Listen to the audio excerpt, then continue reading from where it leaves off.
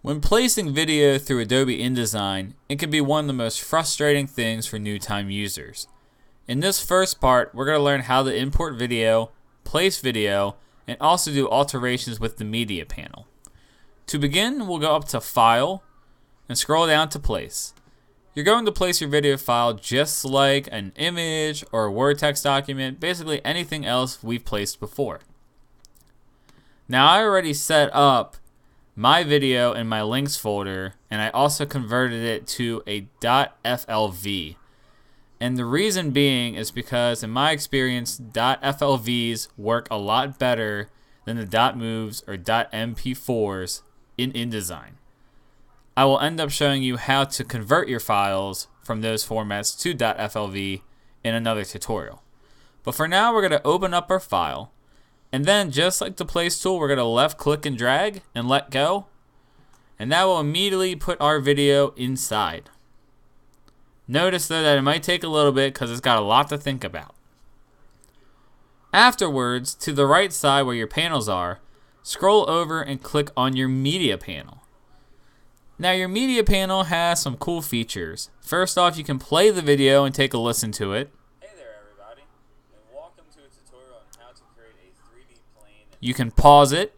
You can scrub through the content if you want to find a specific part. And of course, you can mute it. Down here, you have a few other options. If this is on, it will play immediately on page load. So depending on which page it's on, right when you scroll that page, it will start playing. So if I had this clicked on right now and I exported it, the video would automatically start playing right away, since this is my title page. And just to show you, I'll click on it. Now you'll notice there's also this loop option. Unfortunately, going through a PDF, it's an exception. So if you click on the loop, it's not going to keep looping. It will stop after one playthrough, but then you can replay it again if you like. This poster option is basically where your video is going to start from. So from current frame, we could choose a specific image, kind of like a thumbnail. Or we could do standard, but I usually like to stick with from current frame.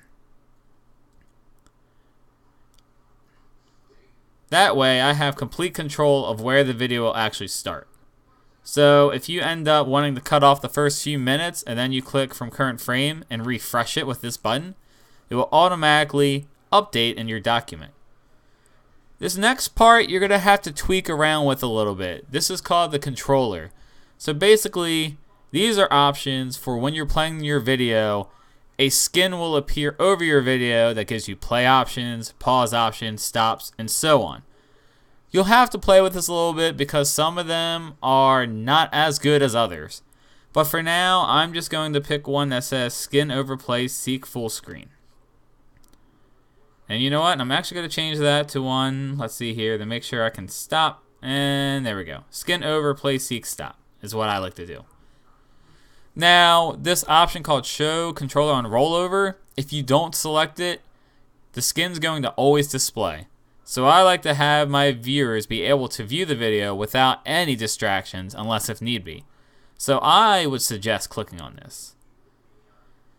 After that, what we're going to do is we're going to do a File, Export.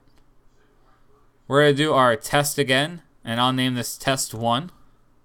Adobe PDF Interactive.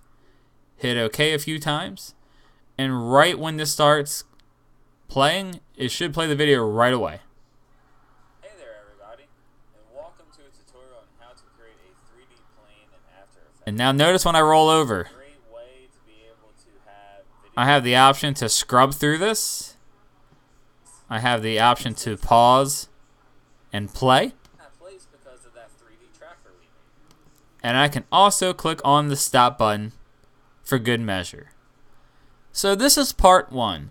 In part 2, we're going to learn a little bit more about the media panel by adding navigation points and specific things you can do with PDF options through Adobe Acrobat to enhance your video quality and also specific features.